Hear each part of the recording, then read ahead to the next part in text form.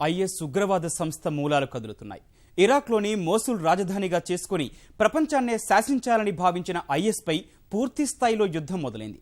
Iraq సంకీర్ణ సేనలు నగరాన్ని ముట్టడించాయి.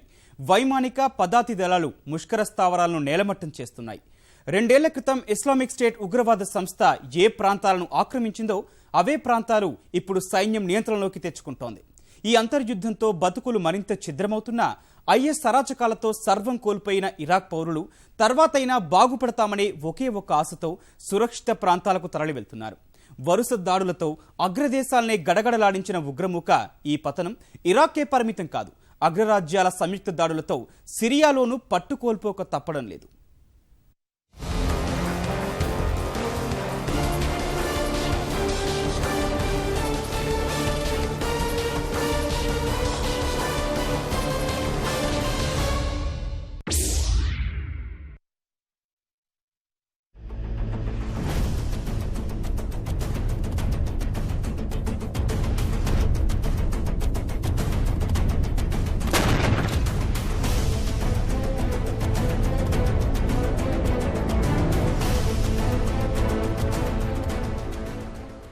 బాంబుల మోత, తుపాకుల గర్జన,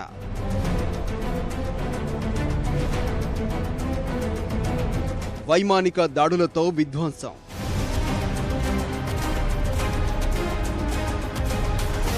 పొట్ట చేత పట్టుకొని ప్రజల వలసబాట.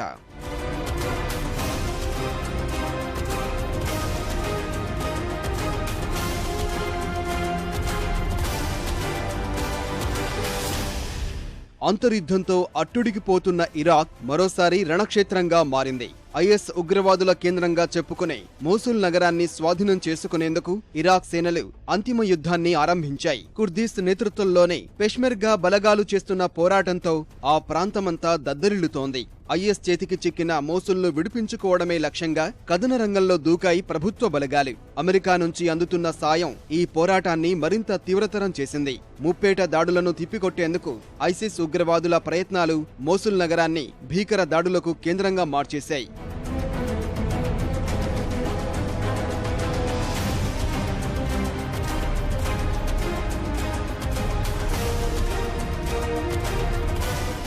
ఇప్పుడు మోసుల్ వీధుల్లో యుద్ధ ట్యాంకులు కవాతు చేస్తున్నాయి.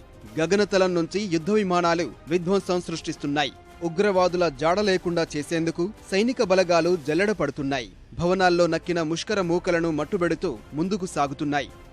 కమ్ముకున్న యుద్ధ పరిస్థితులతో నగరాన్ని నమ్ముకుని జీవిస్తున్న లక్షల మంది పౌరులు ప్రాణాలు అరచేతిలో పెట్టుకుని దిక్కులేని వారిగా మారిపోయారు. ఏళ్లుగా సాగుతున్న అంతర్యుద్ధంతో ఇప్పటికే పెద్ద సంఖ్యలో విదేశాల్లో తలదాచుకుంటున్నారు మోసుల్ వాసులు. ప్రస్తుత ఉద్రిక్త పరిస్థితులతో మిగిలిన వారు బతుకు జీవుడా అంటూ పిల్లా పాపలతో సురక్షిత ప్రాంతాలకు తరలి వెళుతున్నారు.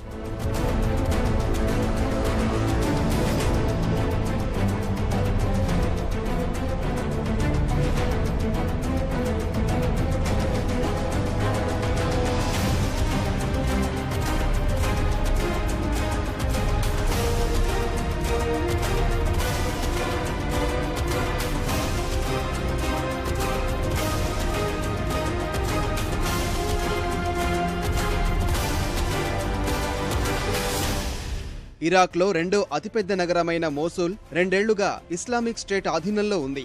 ఆ చెర నుంచి విడిపించడానికే ఇరాక్ ప్రభుత్వ కుర్దిష్ దళాలు నగరాన్ని చుట్టుముట్టాయి. దాదాపు 1,00,000 మంది సైన్యం ఐఎస్ఐఎస్ ను నగరం నుంచి తరిమివేయడమే లక్ష్యంగా పోరాటం సాగిస్తోంది. 54,000 మంది ఇరాక్ సేనలు, స్థానిక కుర్దుష్ నేతృత్వంలోని 40,000 మంది పెష్మెర్గా సైన్యం, 14,000 మంది సాయుధ బలగాలు ఆపరేషన్లో పాలు పంచుకుంటున్నాయి. అమెరికా నేతృత్వంలోని వైమానిక పదాతి దళాలు మద్దతు అందిస్తున్నాయి. ఆపరేషన్ మొదలైనట్లు ఇరాక్ ప్రధాని హైదర్ అల్ అబాదీ అధికారికంగానే వెల్లడించారు. మీ ఆత్మగౌరవాన్ని కాపాడేందుకు, మీకు ఇస్లామిక్ స్టేట్ నుంచి స్వేచ్ఛను ప్రసాదించేందుకు బలగాలు వస్తున్నాయని ప్రకటించారు.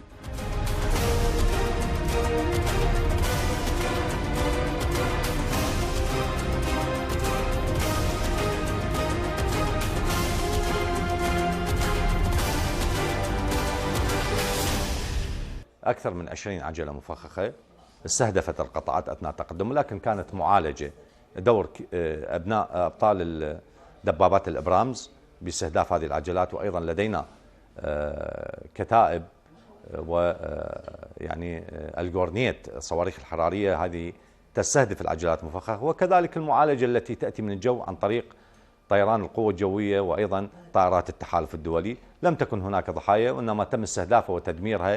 ఈ యుద్ధం ఇప్పుడే ప్రారంభం కాలేదు. నెలల నుంచి సన్నాహాలు ఆరంభమయ్యాయి. ఐసిస్ చెరలోని గ్రామాలు తిరిగి తీసుకోవాలన్న ప్రక్రియ నెలల క్రితమే మొదలైందని కుర్దిష్ సైనిక దళం పెష్మెర్గా ప్రకటించింది. ప్రస్తుతం కొనసాగుతున్న ఆపరేషన్ 3వ దశని స్పష్టం చేసింది. ఇందులో భాగంగానే కొన్ని రోజులుగా Iraq, Kurdish, Sunni tribal fighters, federal police, Shiite militia దళాలు మోసుల్ నగరాన్ని ముట్టడించాయి. మోసుల్కు దక్షిణాన ఉన్న ఖయారా ఎయిర్ బేస్ లో ఇరాకీ మిలిటరీ దళాలు కాపు కాస్తున్నాయి. తూర్పు మోసుల్లోనూ ఖాళీగా ఉన్న ఇళ్లలో వేల మంది సైనిక దళాలు మాటు వేశాయి. ఉత్తర, తూర్పు ప్రాంతాల్లో కుర్దిష్ దళాలు మోహరించారు. ఇలా పక్కా ప్రణాళికల ప్రకారం ఐఎస్ఐఎస్ పై దాడులు జరుగుతున్నాయి.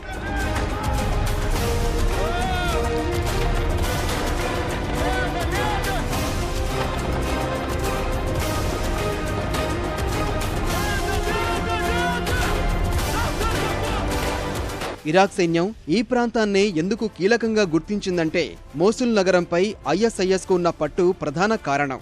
ఇస్లామిక్ స్టేట్ ఉగ్రవాద సంస్థ ఈ నగరాన్ని ఏకంగా రాజధానిగా ప్రకటించుకుంది. 2014 జూన్లో ఐఎస్ ఉగ్రవాదులు మోసుల్ నగరాన్ని ఆధీనంలోకి తీసుకున్నారు. 25 లక్షల మంది ప్రజలు ఉగ్రవాదుల గుప్పిట్లోకి వెళ్లారు. నగరాన్ని స్వాధీనం చేసుకున్న తర్వాత వాళ్ల అధినేత అబూబకర్ అల్ బగ్దాదీ మోసుల్ కు వెళ్లి ఇరాక్, సిరియాలోని 3వ వంతు ప్రాంతాన్ని ఇస్లామిక్ ఖలీఫాగా ప్రకటించాడు. ఇక్కడి నుంచే ఖలీఫా రాజ్యస్థాపన లక్ష్యాన్ని ప్రపంచం ముందు ఉంచాడు. అందుకు అనుగుణంగా తలలు నరుకుతూ ఆ వీడియోలను సామాజిక మాధ్యమాల్లో ప్రచారం చేశాడు. ప్రపంచానికి సవాలు విసిరాడు. ఆ తర్వాత అగ్రదేశాలను భయపెట్టేందుకు అమెరికా, ప్యారిస్ సహా వివిధ దేశాల్లో దాడులకు తెగబడింది ఐసిస్. అగ్రరాజ్యాలకే సవాలు విసిరింది.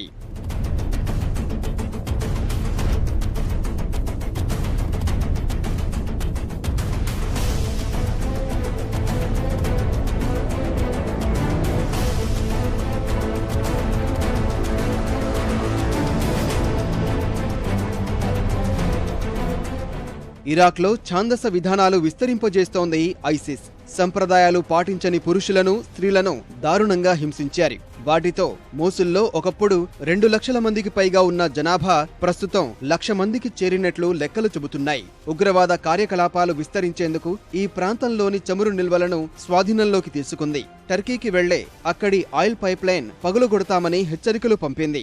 ఈ చమురు నిల్వలను అక్రమంగా విక్రయిస్తూ ఏకంగా యువతను ఉగ్రవాదం వైపు ఆకట్టుకుంది. జీతాలు ఇచ్చే స్థాయికి ఎదిగింది.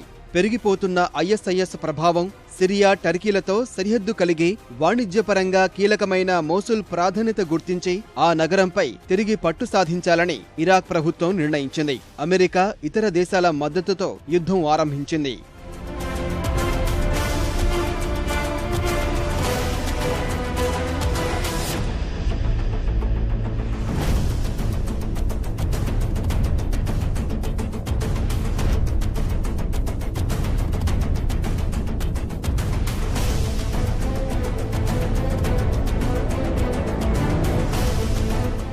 We are seeing the Iraqi forces, with the support of the coalition that includes the United States and Italy and other nations, moving forward and encircling Mosul. The intention is to drive ISIL out of what was its first major urban stronghold and what continues to be one of the key organizational and logistical and leadership hubs for ISIL. I'm confident that we can succeed, although it's going to be a tough fight and a difficult fight. It is Iraqis who are doing the fighting, and they are performing effectively and bravely and taking on significant casualties. There will be ups and downs in this process, but my expectation is that ultimately it will be successful. ఇప్పుడు Iraq సంకీర్ణ దళాలు Mosul నగరాన్ని స్వాధీనంలోకి తీసుకుంటే is కు భారీ ఎదురుదెబ్బ తగిలినట్లే. గతేడాది నుంచి సంకీర్ణ దళాల వరుస దాడులతోనే ఉగ్రమూక కోలుకోలేని విధంగా నష్టపోయింది. సామ్రాజ్యం కుదించుకుపోయింది. తిక్రిట్, రమాది వంటి పట్టణాల్లో పట్టుకోల్పోయి చిన్న చిన్న ప్రాంతాలకే పరిమితమైంది. ఇప్పుడు మోసుల్ను సైన్యం ఆధీనంలోకి తీసుకుంటే ఐఎస్ కథ ముగిసినట్లే అవుతుంది. అది ఆశించినంత సులువేం కాదు. ఇరాక్ సైన్యానికి ఇది చాలా పెద్ద సవాలు. మోసుల్ను నియంత్రణలోకి తీసుకురావడానికి నెలల సమయం పట్టవచ్చని సైనిక అధికారులే చెప్పడం తీవ్రతకు నిదర్శనం.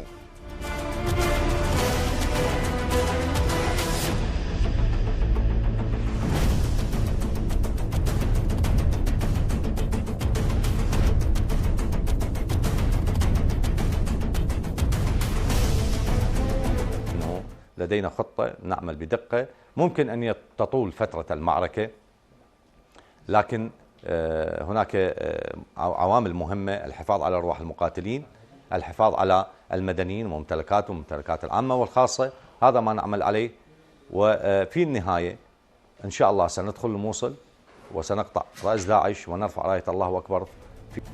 ఐఎస్ పరిస్థితి ప్రస్తుతం ఏం బాగోలేదు. అమెరికా, మరోవైపు రష్యా స్థానిక బలగాల ముప్పేట దాడితో ఐఎస్ఐఎస్ నియంత్రణలోని ప్రాంతాలు నెమ్మదిగా జారిపోతున్నాయి. సిరియాలో అత్యధిక భూభాగాన్ని నియంత్రణలోకి తెచ్చుకున్న సైనిక బలగాలు ఉగ్రవాదులను తరిమి కొడుతున్నాయి. అమెరికా, రష్యా పోటీపడి చేస్తున్న యుద్ధంతో ఐఎస్ స్థావరాలు ఒక్కొక్కటిగా నేలమట్టమవుతున్నాయి. ఫ్రాన్స్, ఇతర అగ్రదేశాల్లో సృష్టించిన మారణహోమం అంతర్జాతీయంగా ఆగ్రహాన్ని పెంచింది. ఎలాగైనా వారి అంతు చూడాల్సిందే అనే దాడులతో వరుసగా కీలక నేతలు ప్రాణాలు కోల్పోతున్నారు. ఇరాక్లో 45% భూభాగం, 20% సిరియాలోని ప్రాంతం ఉగ్రవాదుల కబంధహస్తం నుంచి విముక్తమైనట్లు అమెరికా అధ్యయనాలు చెబుతున్నాయి.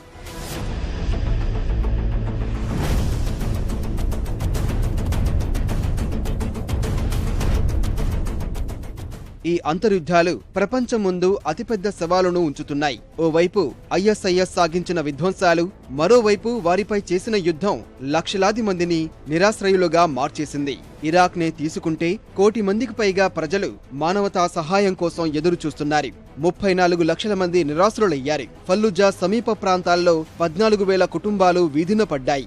2014 జనవరి నుంచి 2015 అక్టోబరు వరకు 19,000 మంది ప్రజలు ప్రాణాలు కోల్పోయినట్లు ఐక్యరాజ్యసమితి లెక్కలు చెబుతున్నాయి. అంతేగాక ఐఎస్ఐఎస్ ను తరిమికొట్టి ఆ ప్రాంతాలను స్వాధీనం చేసుకోవడంతోనే యుద్ధం లక్ష్యం నెరవేరదు.